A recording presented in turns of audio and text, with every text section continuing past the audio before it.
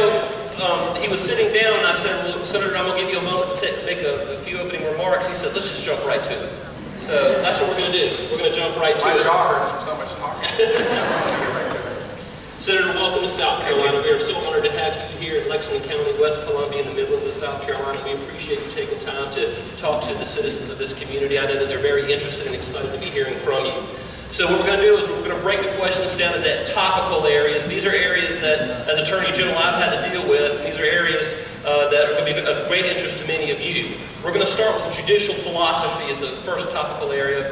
As you heard me state just a few moments ago, that 4 Supreme Court justices were born in the 1930s, which means we're going to have a bunch of 80-year-olds on the court in a couple of years. So, Still makes me younger than the so if elected president, you could appoint up to 4 justices to the Supreme Court. What types of individuals would you appoint to the court? That's a great question. So let's begin with this basic point that I think often is lost. And every time we have a chance to do Supreme Court nominees, we should take the opportunity to remind people of this. The Supreme Court is an appellate court. It is the highest appellate court in the country. It is not a trial court, which means it is not a trier of fact, it is a trier of law. It's supposed to apply the law, and in the case of the Supreme Court, its job is to apply the Constitution of the United States to the constitutional issue before it. And we need to understand that, because every time they appoint a nominee, people say, well, what kind of judge will they be? What do they believe about this issue? What do they believe about that issue? That's not the question. The fundamental question when appointing someone to the Supreme Court, and quite frankly any federal appellate court, is what do they believe about the Constitution?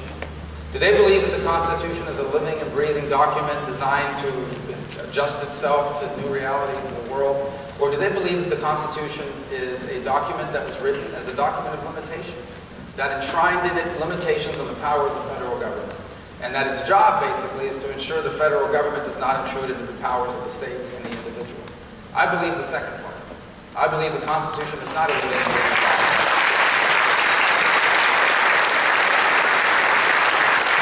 Because if it is a living and breathing document, then it doesn't really mean anything. You can change it every 10 years to mean the statutes. The law that they pass out of Congress, that's living and breathing. You can change the law, you can change it back and forth. You can't change the Constitution. You know, I don't want to go too long on this, but I wanted to share this with you. I was in Utah on Monday, and the governor of Utah gave me this little note that he passes around, and it's got a lot of great things in it. It says states finding solutions to improving lives. But it has a quote from Federalist 45, and here's what it says. The powers delegated by the proposed Constitution to the federal government are few and defined. Those which are to remain in the state governments are numerous and indefinite. And so you ask me what my criteria is. My criteria is someone that no matter what their personal opinion is, understands that their job will be to apply the Constitution as it was written and amended, not to manipulate it to reach some sort of policy end that they believe in. And more importantly, someone who understands that the Constitution as well as a document of limitation, that contained within it are enumerated powers that belong to the federal government, and everything else belongs to the states, local communities, and ultimately you as individuals.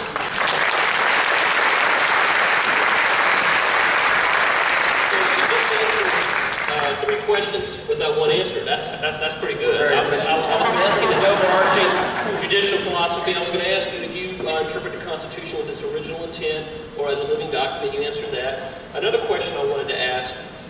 What are some key questions you would ask of those individuals with whom you would consider putting on a court at any level? And that's precisely it's an important point that you raised. That's exactly the first thing I'd want to know. Not just what they believe, but I want to see the record on it of their judges. What have you done in the past that prove that in fact you are someone that applies the Constitution? One of the questions I ask now of people that have been nominated, and the things I'd like to know is, give me an example of a time where perhaps from a personal perspective you may or may not have disagreed with the policy outcome, but you understood that wasn't your job. Your job as a trier of law was not to determine what you thought the law should be. If you want to determine what the law should be, you got to run for Congress or in the state legislature. I want to learn. I want to know of examples where you as a justice, or in the case of someone maybe as a law professor or whatever, I'm looking for evidence that in the past they've been confronted with a policy outcome that maybe they didn't agree with, but the law was something different and that they had to apply it. And I think that's really critical, because if you look at the Supreme Court cases in the history of this country and in recent history that have gone off the tracks, they are the decisions where 5 justices made up their mind. We want to arrive at this policy. This is what we want the law to be, and our job is to figure out how to manipulate the Constitution to reach that conclusion. And I want to make sure we're not appointing people at any level that reach that, because, by the way, the lower courts are important too, because that's where you're getting the Supreme Court justices. They're climbing through that process. So. Now, there have been a lot of controversial Supreme Court decisions over the last several years.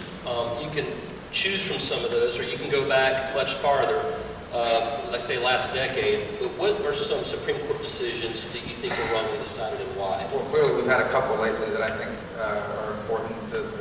The one that obviously upheld ObamaCare, the recent one that redefined marriage at the federal level. I've never believed that the definition of marriage belongs at the federal level, and I do not believe that there's a constitutional amendment, that there's a constitutional right for two people of the same sex to get married. If the state wants to legalize that,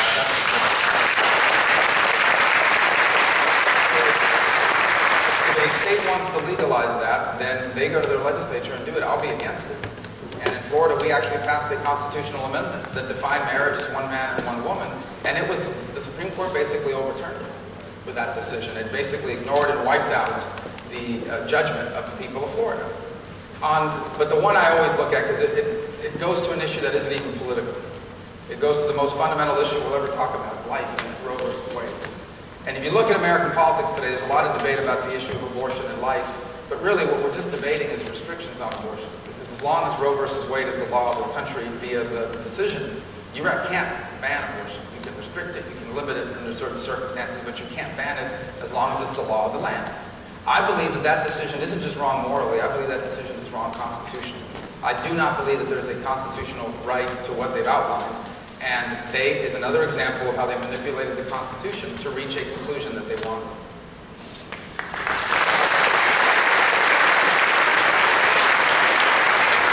One of my favorite topical areas we're going to move to now is executive action. I have in parenthetical right beside executive action, phone and pen. Yeah. You know where I'm going with this, Yeah, right? I do. You know where I'm going with this. Phone and pen. When I first became Attorney General, I dealt with a case involving Yucca Mountain, which for many of you recall, that was an area out west in Nevada that was basically the nuclear repository that was agreed upon by multiple Congresses through bipartisan resolutions. Billions of dollars were raised through fees assessed against ratepayers, and billions of dollars were spent on environmental impact statements and studies and construction out there under the mountain to store the nation's nuclear waste.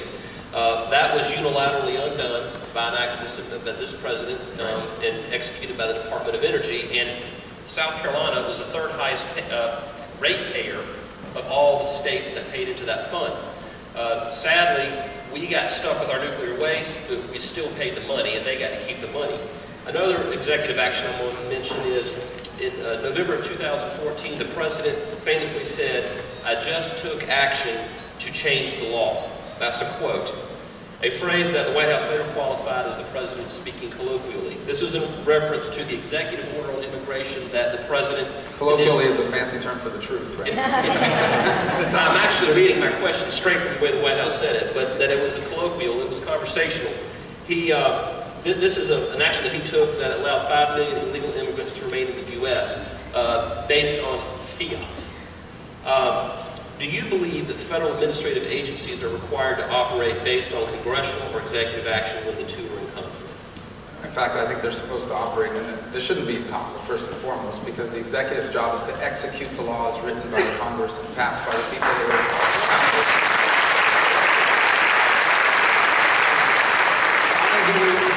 I'm going to give you the bad news first and then the good news. Here's the bad news. The bad news is that when I'm president in my first few days, I'm going to have to issue a lot of executive orders.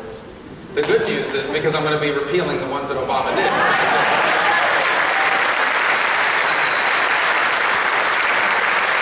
This is the best example that I can use in that regard. I believe the tax code of the United States is too complicated and too expensive, and I want Congress to lower taxes. But if a president of the United States came to me and said, I am going to order the IRS not to collect more than 25% on corporate taxes, even though the law says it's 35, even though I agree with the outcome, I would oppose that executive order because it undermines the basis of our republic. And so the job of the executive is to faithfully execute the laws of the country. And what's happened is we now have a president that says, well, if I can't get, my ideas are so good, my ideas are so special, that I can ignore the Constitution, I can ignore the Congress, I can ignore our republic and its 230 some odd year history, because my ideas are so special that the ends justify the means. And what he's done is he's now set not just a precedent, but undermined the very pillars of our republic system of government. That won't happen when I'm in charge. Even if the outcome isn't what I want it to be, we must protect the enduring nature of this republic. It has to remain a nation of laws, and it's become a lawless nation with regards to the executive, who today basically puts us in those conflicts you just outlined, which is ordering executive agencies, don't worry about what Congress passed. By implementing the law, we're either going to undermine it or change it. And so we have a lot of executive orders to repeal on immigration, on Common Core, on closing Guantanamo, on environmental policies that are making America not just a more expensive place to do business, but a more expensive place to live. We're going to be busy in the first few days on doing things like that. And while it's not an executive order, we're also going to undo the deal with Iran, which directly...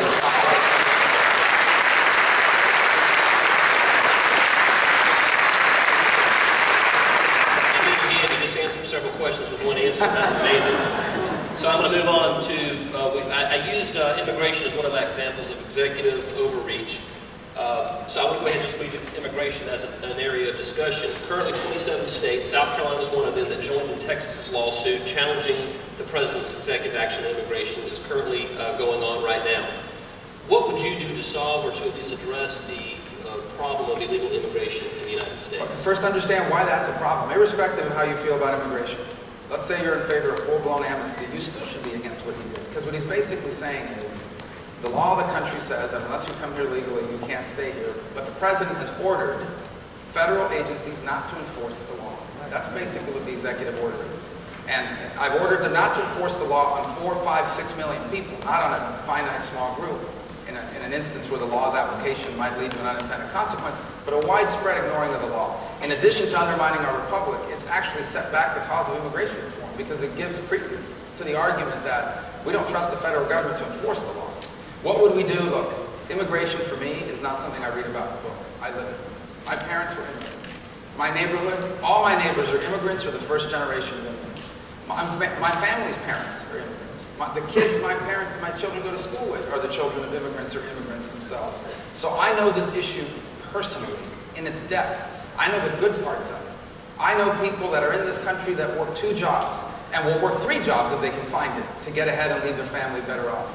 I know people that are wealthy, who come to the United States and are taking advantage of Medicaid and other benefits. And they're wealthy people. Some of them own their own airplane. I know, I've seen the good and the bad and the ugly of it. And here's what I know. Every nation in the world is entitled to have immigration laws, and every nation is entitled to enforce them. And we are no different. We have 3 immigration problems in America. Problem number 1 is we have 12 to 14 million people here illegally, maybe more. Problem number 2 is we have a legal immigration system that is completely broken and outdated. And problem number 3 is we still have people coming illegally, despite the fact that 1 million people a year immigrate to the United States permanently. We have to address all 3 of those issues. Here's how we can't do it. We will not be able to do it in one massive piece of legislation.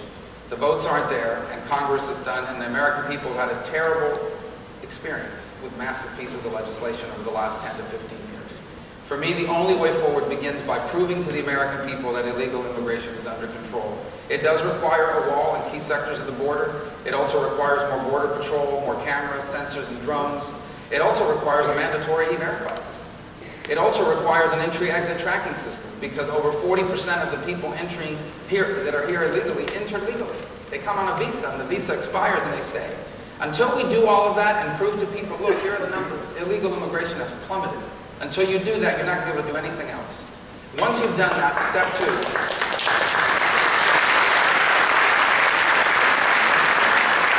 Once you've done that, step 2 will be to modernize our legal immigration system, which means this. From now on, when you come to America as an immigrant, it has to be on the basis of what can you do? What skills do you have? What business are you going to open?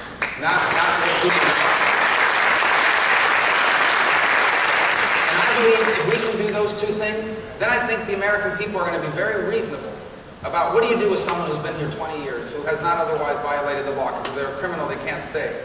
But if they're not, they haven't otherwise violated the law, they've been here 20 years, they've learned English, they're going to pay a fine, they're going to start paying taxes. I think people are going to be very reasonable about what to do in that situation, but not until you've done those other 2 things. And here's why. Because people are willing to be reasonable about what we have now, but not if it's going to happen again. In essence, they're not prepared to deal with 10 million people that are here illegally, or 6 million, or 4 million, or whatever it is. If in 5 years there's going to be 5 million more, or 10 million more. And that's not an unreasonable thing. Guatemala has immigration laws. Mexico has immigration laws. Canada has immigration laws. Every country in the world has immigration laws. We do too, and if we don't enforce them, they're meaningless. And by the way, here's my last point. I know I've gone too long, but this is an important issue. You know who all of this is really unfair to? And no one ever talks about that. Because they don't show up in protest events. They don't have a special interest group that's pushing for their cause. You know who this is really hurting? The people that are trying to come legally. By the millions around the world.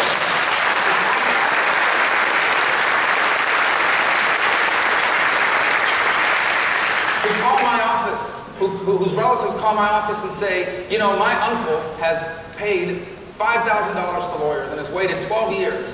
How is it fair that he is not going to be able to come in and a person who came illegally is going to get to come illegally and stay? How is that fair? And there are millions of people around the world waiting to come here legally that are being disadvantaged by all of this. No one ever talks about that. And that's a legitimate part of this as well. It's not fair to them. Good answer.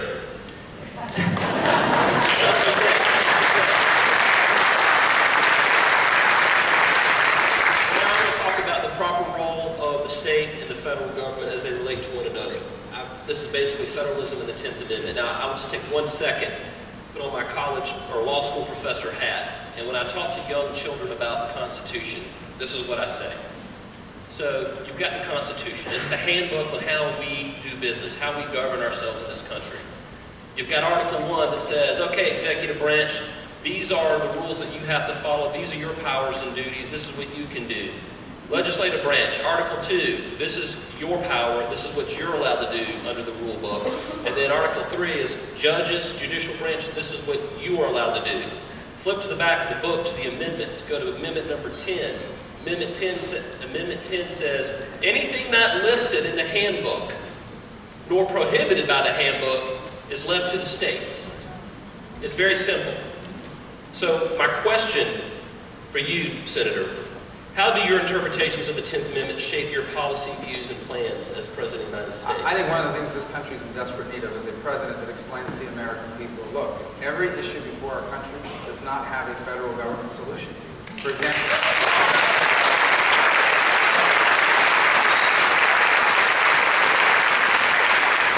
I get asked a lot, what are you going to do about K through 12 education? Our education system isn't very good, and my answer is, trust me, you don't want the federal government running your K through 12 system.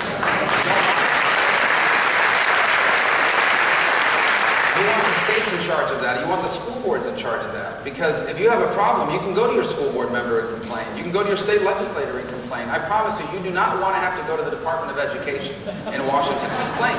So that's an example. The federal government is a very limited government. We need a president that's willing to say, the American people, look, the federal government is not supposed to be involved in everything. There are some issues that don't even have a government solution. The ones that do, most of the government solutions lie at the local and state level, where you can make decisions as a community and you can vote people out and they're closer to you. The federal government's supposed to do a few things and do them well, like keep our country safe. That the federal government must do. And that's why defense spending and defense issues are so important to me. It is a fundamental obligation of the federal government. We can't have 50 separate armies. We have one Army, one Air Force, one Marine Corps, and their job is to protect our country. One Navy, I don't want to leave the Navy out. Coast Guard, National Guard, Air National Guard. My point is that we only have one armed forces in this country. That's a fundamental obligation of the federal government. Yeah, foreign relations and dealing with the neighbors in other countries. That's a fundamental obligation of the federal government. The majority of governmental functions belong at the state and local level. And so that's why I've argued that energy regulations, many of them should be at the state and local level. K through 12 at the state and local level. All sorts of policies belong there because you get better policy. I'm biased, right? I was a state legislator, Speaker of the House in Florida for a couple of years, and I have that to compare to 4 years in the Senate. The state is a lot more responsive and a lot more innovative than the federal government can ever be. So my notion is the federal government is supposed to be the most limited form of government, and I think today we've gotten it backwards in both parties. Not just the Democratic Party, that's seeped into the Republican Party too. We don't have to have a federal response to every issue.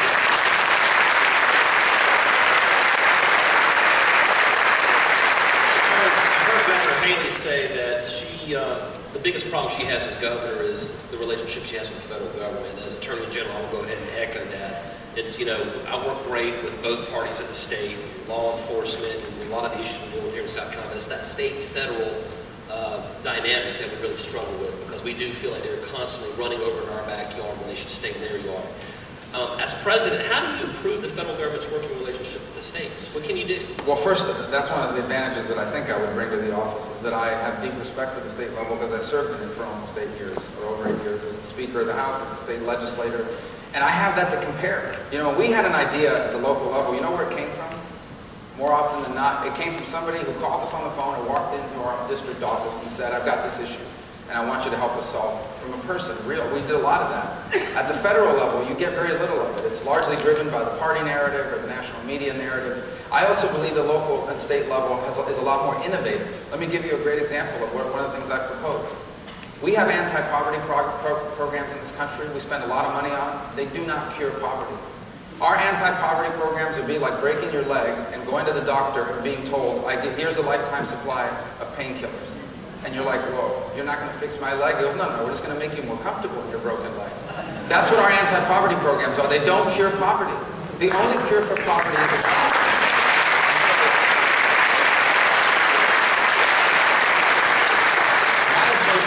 let's take the anti-poverty money and let's turn it over to the states, and let the states design, in conjunction with the local communities, design creative ways to help people stuck in poverty to emerge from that poverty. And every community has different details about it that might be causing the poverty. In one community, it might be that the town manufacturing plant that's been around for 30 years closed down, and that's what's causing the poverty. In another community, it might be people trapped in generational poverty. In another community, it might be transportation, or it might be housing. But we have a one-size-fits-all model that doesn't work. And so when you propose that, people say, well, we can't trust the states, because some states, why not care enough about poor people? Well, if they don't, then the people can vote them out of office. And so that's why we need to have more of that creativity given back to the states, so that they can design programs, whether it's in Medicaid, whether it's in anti-poverty programs, whether it's in education. Empower the states to find innovative solutions to the real-world problems of real people in the 21st century.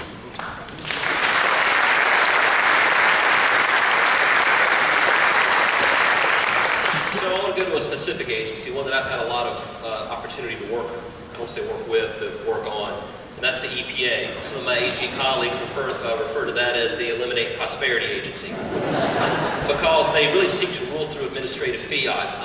The Employment Prevention Agency. That's what Employment Prevention, Eliminate Prosperity, I like them both. 111D is a regulation that's currently being batted around out there. It's greenhouse gas emission reduction standards that they're basically doing through regulatory fiat, as opposed to through the congressional processes and the legislative branch. And others is waters of the U.S.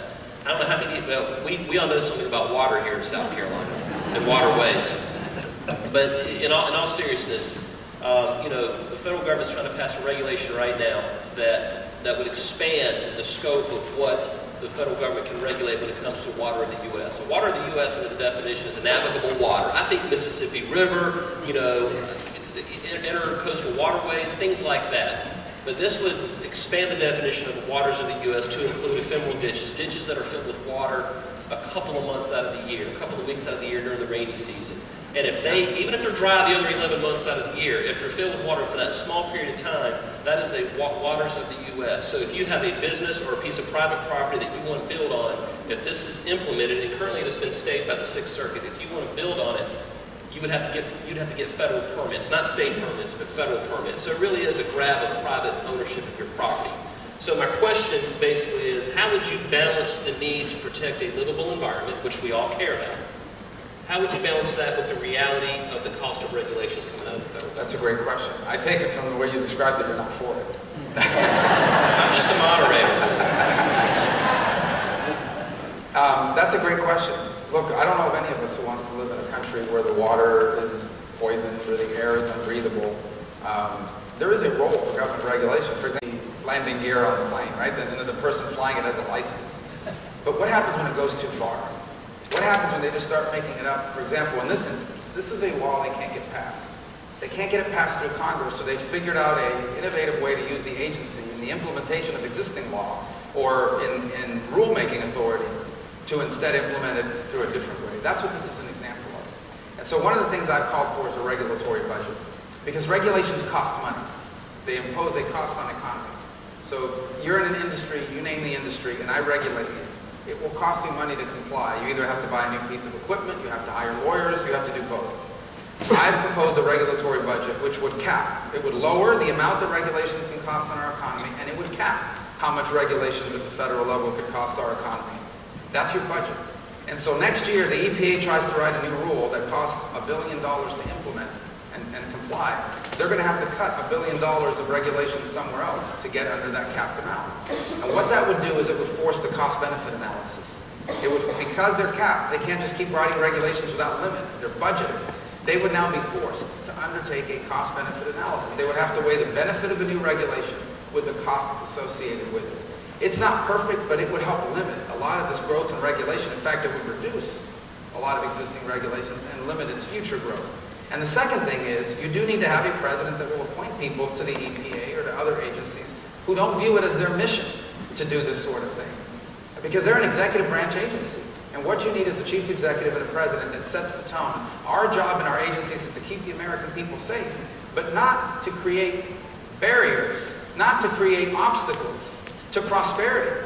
Don't make businesses feel like we don't want you to be in America unless you can overcome all these hurdles and hoops. And here's the last point I would make about how crazy this has gotten. We have now reached the point where there are instances where you cannot get a permit. Because in order to comply with the regulations of this agency, you have to violate the regulations of another agency. So they're in conflict with each other, and they're trying to build a natural gas pipeline in Florida. 6 separate agencies have to review that. And there is a very real possibility that in order to comply with permits from 3 of them, they're going to have to violate the requirements of the other 3. This is how crazy it's gotten. So I think the regulatory budget, in combination with the right executive leadership, brings a lot of this under control.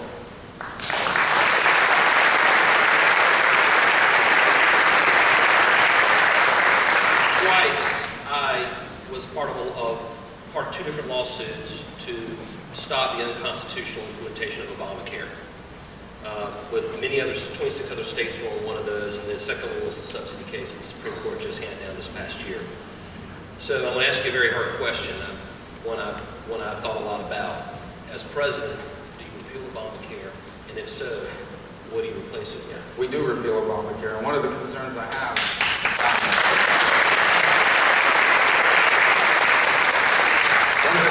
have is there's an effort underway now in Congress by good people that are doing what they think is best, but they're trying to repeal Obamacare through reconciliation, but only portions of it, not the entirety of it.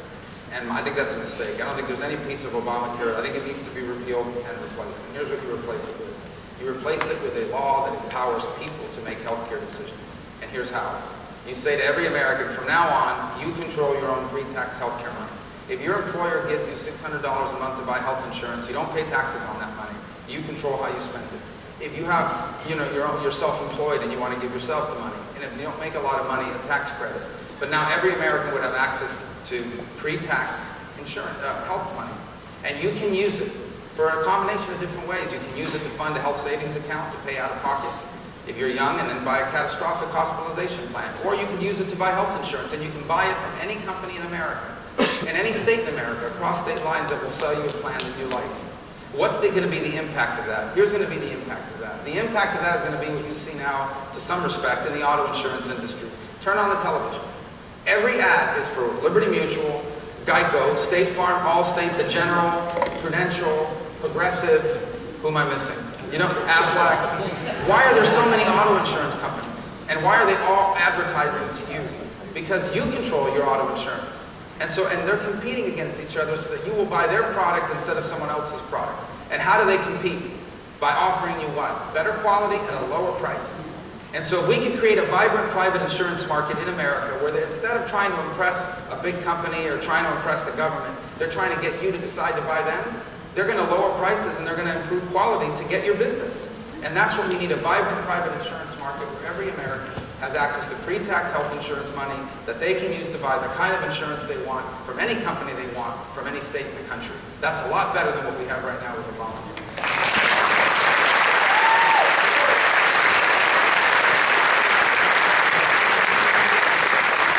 Another major law that you may have heard about, a lot of people don't think about this probably the way I do, but it's Dodd Frank. Anyone ever heard of that one? Yeah. Dodd Frank?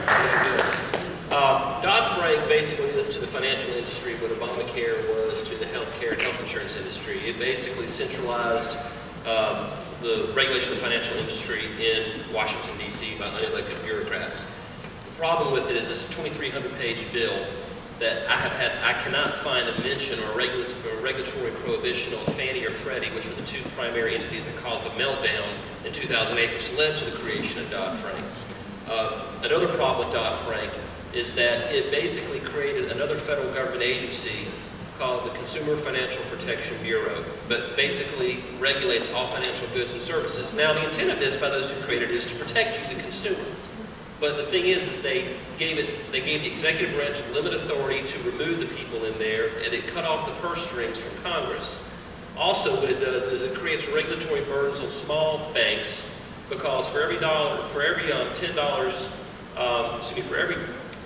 that they give you, they have to keep $1 in reserves. And for every dollar they have to spend on a regulation, a compliance, paying a lawyer or regulatory compliance officer, that's 10 less dollars they can give a young couple for a home loan or a student loan or a small business loan. So I was against Dodd-Frank, not because of what people intended it to do, but because of what it actually does. My question to you, Senator, is how would you work to ensure lines of credit remain available on Main Street to real hard-working Americans? It's a great point. First of all, Dodd-Frank is still, it's a massive piece of legislation. And in essence, it authorizes regulatory agencies to write a bunch of rules that even to this date, some of the experts in America don't fully understand how they're going to work, and they're still writing and implementing some of these rules. So this complexity alone is a problem. And here's why. First of all, there's a reason why today the big banks are bigger than they've ever been. The big banks are bigger than they've ever been, and here's the reason why. Because they can afford to deal with all this complexity.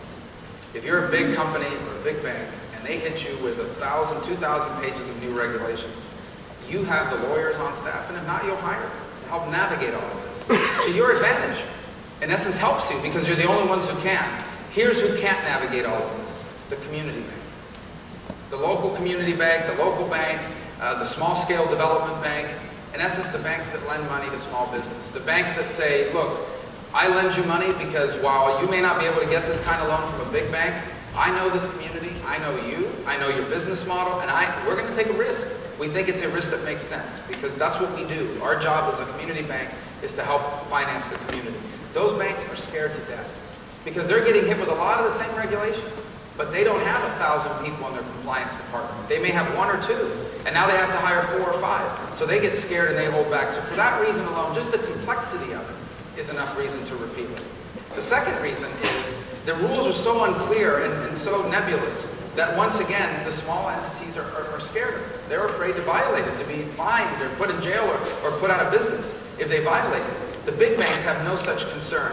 And we could go on and on. One more thing about Dodd-Frank that's very concerning. For the first time ever, it actually creates a category of banks that are basically too big to fail.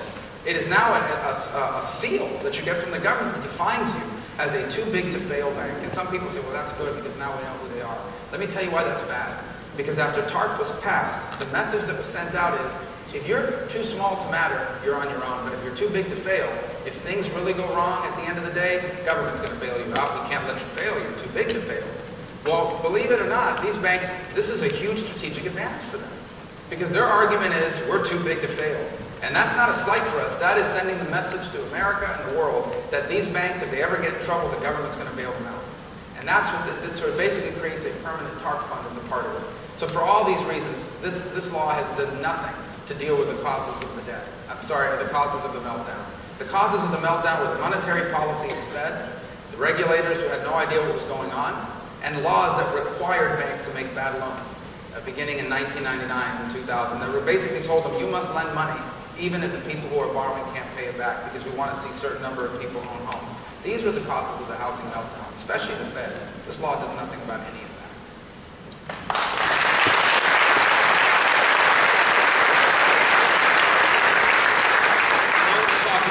National Labor Relations Board and the right to work. South Carolina is a very pro-right to work state. I got to become a subject matter expert my first year in office with the NLRB.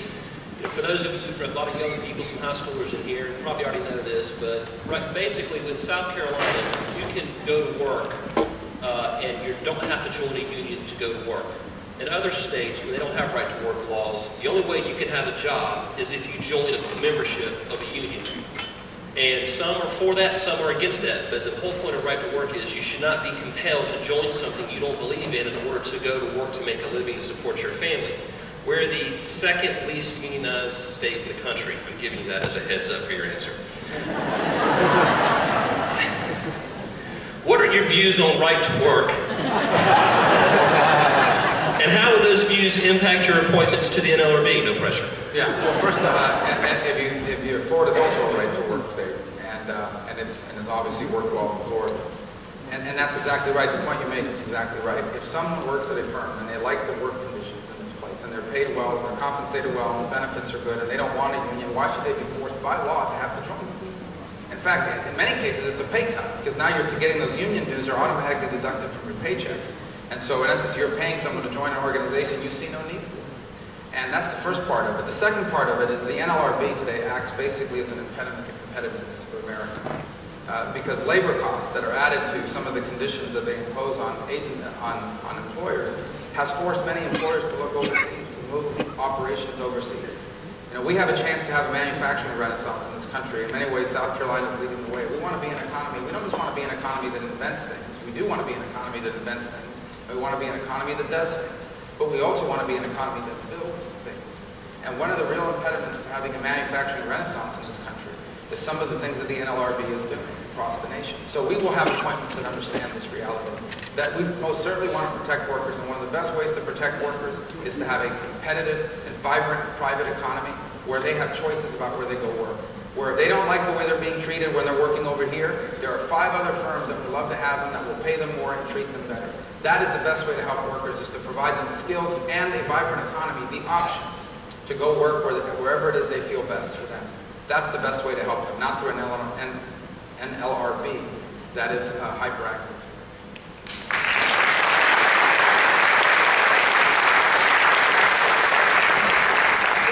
The Second Amendment reads, a well-regulated militia, being necessary to the security of a free state, the right of the people to keep and bear arms, shall not be infringed. In your view, does the Second Amendment bestow individual rights or the rights of the militia? It's an individual right, there's no doubt about that in my mind.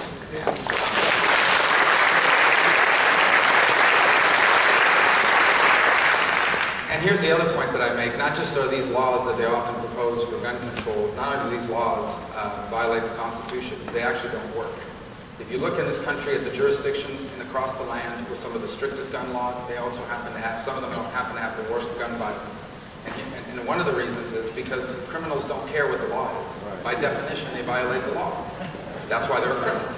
And so you can if you pass a gun law that says you cannot do this, I'm a law-abiding citizen. I'm going to follow the law.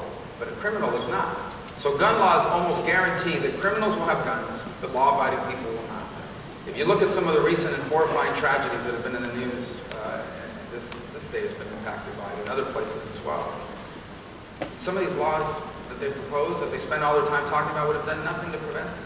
I think we need to start spending more time talking about why are people committing acts of violence, not what they're using to commit it.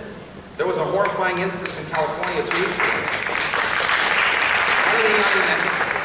One of the young men who carried out that heroic act in Paris and saved lives on that train was almost stabbed to death in a bar fight afterwards. I don't hear anybody calling for knife control. And the reason is we spend all this time talking about the instrument being used and not what's behind it. And what's behind it is a combination of things. One is a mental health issue in this country that needs to be confronted. And the other is a cultural violence.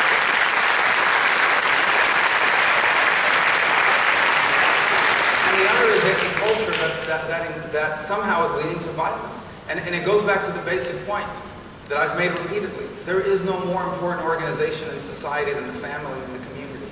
And if that breaks down, the country...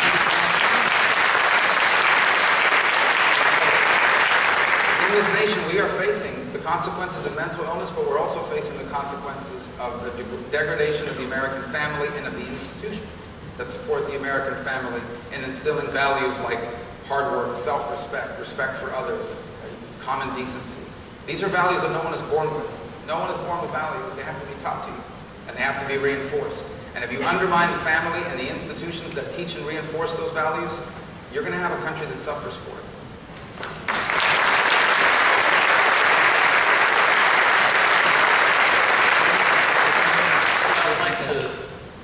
religious liberty. We are, after all, right next door to a church, and it's appropriate that we venture into those waters. There was no pun intended there, by the way. It's been through. Be careful, the reference to waters, you're going to get regulated by the EPA. I know. I'm now a water in the U.S. Kind of like downtown Columbia, right? What we've been through.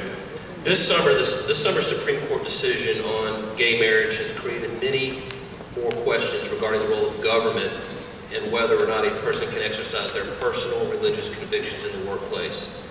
Everyone that I speak to believes that gay couples should be treated fairly under the law and with dignity. But there is a great deal of concern that the government, in an effort to protect our gay citizens, will overstep and punish people with personal religious convictions in the workplace. As president, what would you do to protect religious liberty? And here's what's a lot of people, we need to start reminding people of this. Religious liberty in America is not just a right to believe whatever you want, because you have a right, it is true. In America, you have people that worship trees. People that worship themselves, basically. So you have a right to believe anything you want or nothing at all. You have that right. But this is not just a right to believe. That's what they get wrong sometimes. It's not just a right to believe anything. It's the right to exercise your faith. And in the exercise of your faith, for example, those who share the Christian faith, the exercise of our faith calls us to live our faith in every aspect of our life. It doesn't call us to be just a Christian on Sunday, but on Monday and through Friday and Saturday, boy, you can go out and do anything you want. It doesn't say that. It says you're called to live out your faith in every aspect of your life. You're basically taught that no matter what your job is, you are in essence doing it for God. And so you're told that you're president of the United States or janitor at the local elementary school. Do all that you do it for the glory of God, do it to honor Him. So you're called for your faith to influence every aspect of your life. And so that obviously carries over into the private sector. And so you do have individuals, for example, that run a business model, let's say a private Christian school, that tries to instill values in their children. And they have a right to insist that the people who work at the school live by those values. Otherwise, it undermines what they're trying to teach. And the concern is that at some point a government authority can say, well, you can't do that. You must do what we want you to do. You must hire people, even if they're in violation of what you're teaching. You must hire them. Otherwise, you're going to be fined, sued, and you're going to be labeled as discriminators. And that is a legitimate concern. You can see that trend line where it's moving. And it is a legitimate concern that we should be concerned about and be vigilant about. And so, as a society, we need to talk about it. But as president, I will have a Department of Justice and an Attorney General that will be vigilant about the religious liberty of every single American, not just to believe what they want, but to exercise their faith in every aspect of their life.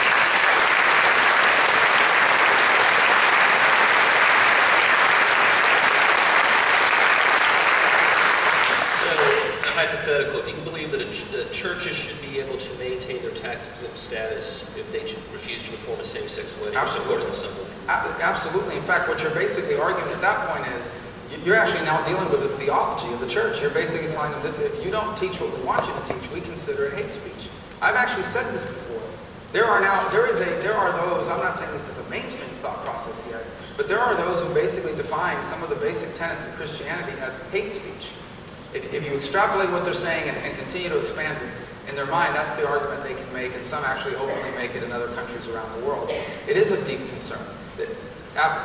No religious institution should be losing their exemption to the IRS code because of their theology, which has been around for 2,000 years in the case of Christianity. So you would work to accommodate those people in the private sector to the degree that you could in the public sector who have a religious conviction. You would seek to promote accommodating those convictions. The laws of the United States should never be used to force someone to violate their conscience. There should never be.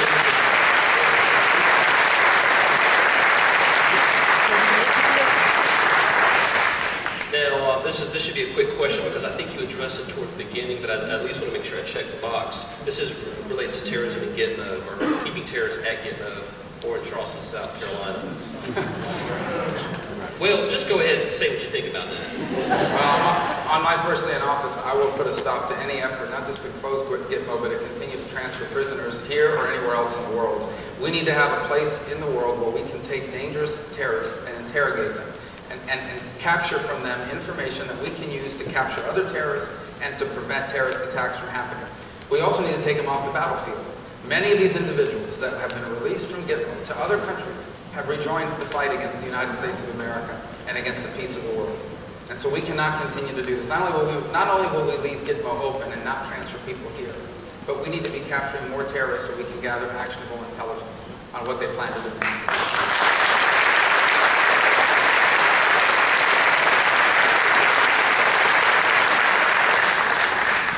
All right, so I want to talk about law enforcement. There's been a lot in the media this year, and as the chief prosecutor in South Carolina, as Attorney General, I have the privilege of working with some of the finest men and women you'll ever encounter. Those men and women who, basically with no personal regard for their safety, they run toward the bullets, not away from them. They put their community and the citizens in that community above their very own safety. We can use that.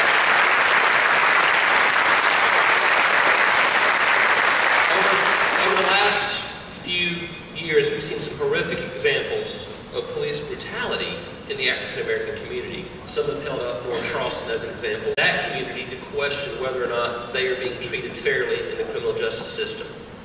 We have also seen many heroic examples of law enforcement sacrifice. I personally attended a funeral 2 weeks ago of a slain officer here in Columbia. And I know firsthand that the actions of a few bad actors can tarnish the badges of countless men and women who selflessly place themselves in harm's way every day to protect their communities. As President of the United States, what could you do to help increase public confidence in law enforcement with all communities? Well, first let me say this is one of those issues that primarily is being resolved at the local and state level, because these police departments don't work for the federal government. Your own home state senator, Tim Scott, has proposed funding so that local jurisdictions that are interested in doing it could buy body cameras. I'm not against that, because that actually helps prosecute people too, because it will capture some of this and can prove things in court, and it protects the officers from unfair accusations as well. I want to acknowledge two things, and these are both important. Let me acknowledge the first. It is a fact that in this country, in minority communities, primarily in the African American community, in some parts of this country, there is not a good relationship between the community and law enforcement, for a variety of issues.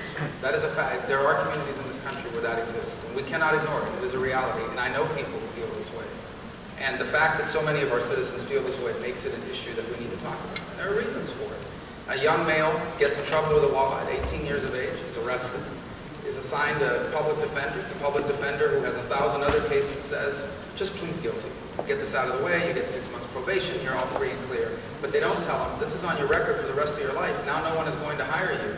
Now, you're going to be stigmatized and so forth. And so suddenly the people begin to become stigmatized, they fall into this trap, and then it goes from there. I know people who feel like they've been targeted, and they've been pulled over numerous times in a given year for no reason. And it undermines confidence and credibility. That is a legitimate issue. We cannot ignore it. Here's what I also know. I also know that every single day, while my kids are asleep at home and I'm traveling the country running for president, there are men and women in uniform patrolling the streets that are the last thing standing between my family and a dangerous criminal. And if my family gets into a problem or something goes wrong, the first thing we're going to do is call them. And they are willing to come to my house and potentially die to prevent my family from being harmed. And so we can't forget that either. We can't forget that, yes, we've had some horrible tragedies in this country and they need to be confronted, and those underlying issues that exist between law enforcement and local communities has to be addressed. We can't have such a large segment of our population feeling as if they're being locked out and left behind. This is a legitimate issue. It robs us of this human capital, the talents of these individuals. We also cannot forget that every single day there are mothers and fathers and husbands and wives who put on that uniform and that badge, and they are the thin blue line that stands between us and really dangerous people who don't just seek to steal our property or speed, but who are willing to kill us and harm us and do terrible things. And they have a right to go home to their families at night as well. And they have a right to have our support and our safety. So as president, when there are horrible tragedies around this country and someone is treated unfairly by law enforcement and something happens, we're going to acknowledge that. But you're also going to see a president that's going to be showing up at the funerals of men and women who lose their lives in the protection of our communities. You're also going to have a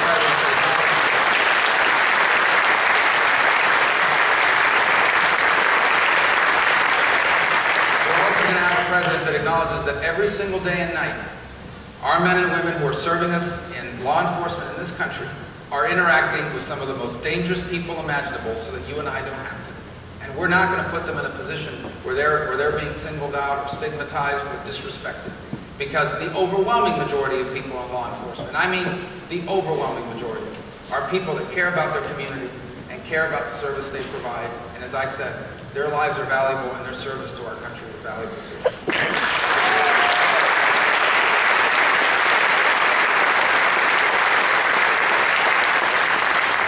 We're in the last few moments of this forum.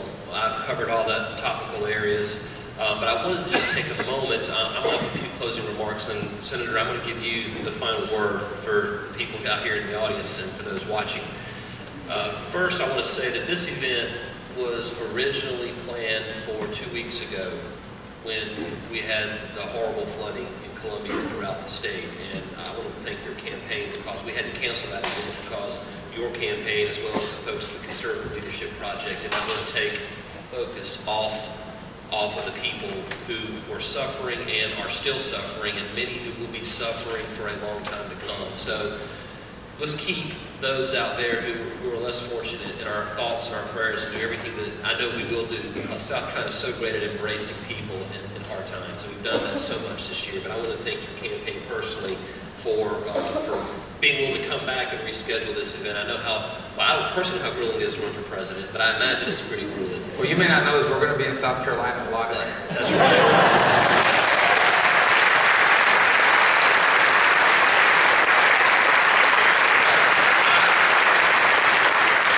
Senator, I do have one follow-on question. This is off script, but it's one of probably of greatest importance, and the people out here are going to hang on every word.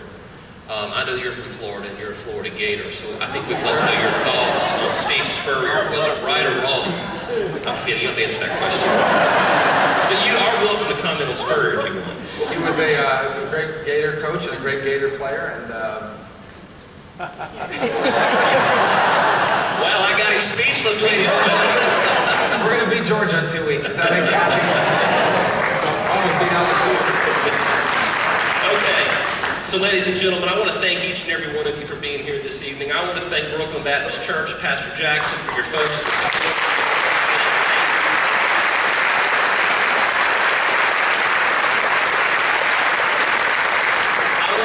Applebaum and the staff of the Conservative Leadership Project, who's back there in the doorway for all of this, for putting it together. Senator Rubio, I want to thank you and your staff for doing what I just said you did, for rescheduling, coming back here to talk to these people at length about issues that are so important to all of us and are going to be important for a generation to come. We really appreciate you. We know you will come back a lot. We look forward to that, and we welcome you to South Carolina as often as possible. I would encourage you to look around. Welcome at Marco Rubio. That my little name is up there too. So if you want to follow on Twitter or social media, CLP Forums is our website for this project. We film these forums. We want you to be educated, and if the senator says something you want to go back later, it's going to be posted on the website so you can watch this event in its entirety. Also register for the CLP update so you know when we're going to do other events, and we certainly want to keep you educated and informed. The last group, I also want to thank the CLP staff. And you see a lot of red shirts running around here, and when this event closes, I want y'all to come up to the stage to get your picture with Senator Rubio. That's very important. I was a young person volunteering once, and these young people have done a wonderful job supporting the CLP.